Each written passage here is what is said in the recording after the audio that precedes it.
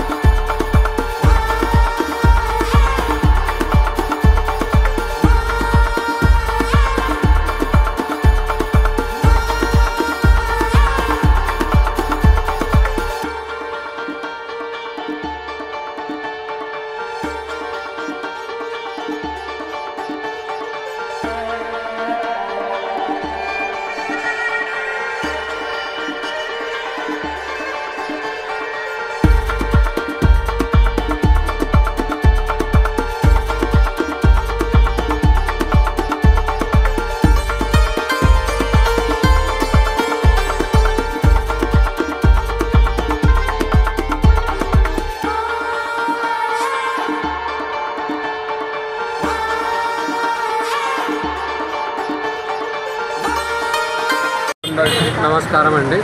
ఇప్పుడు నా పేరు కొండయ్య, సిఆర్పి ఇప్పర్తి మండలం. మేము సమగ్ర శిక్షలో సుమారుగా రాష్ట్రం మొత్తం కూడా 19,000 చిల్లర పనిచేయడం జరుగుతుంది. అయినా కూడా చాలని వేతనంతోనే పనిచేయడం జరుగుతుంది.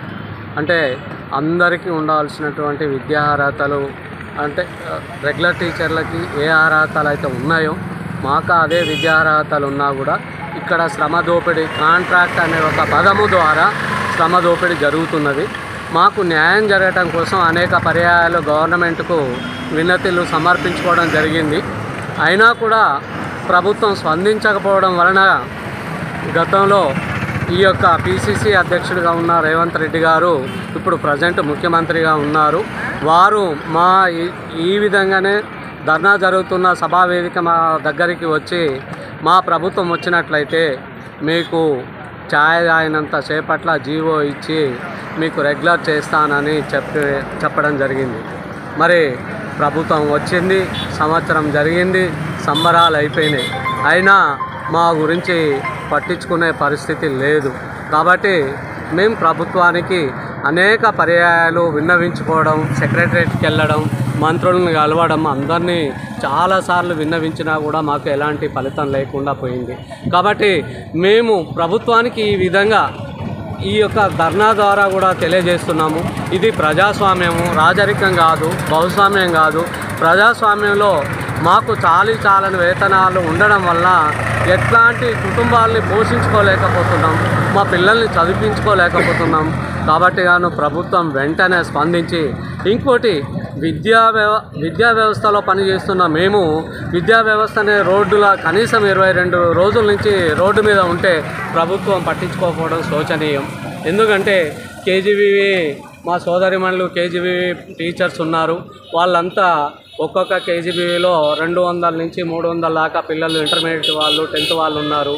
వాళ్ళ పరీక్షలు దగ్గరలో సమీపిస్తున్నాయి. వాళ్ళకి సిలబస్ ఆగిపోతుంది. మరి ఆ విద్యార్థుల పరిస్థితి ఏమవుతుంది? విద్యా వ్యవస్థ కనుక గాడిన పడకపోతే సమాజం ఎటుపోతుంది? సమాజం ఇంకో రకంగా తయారవుతుంది.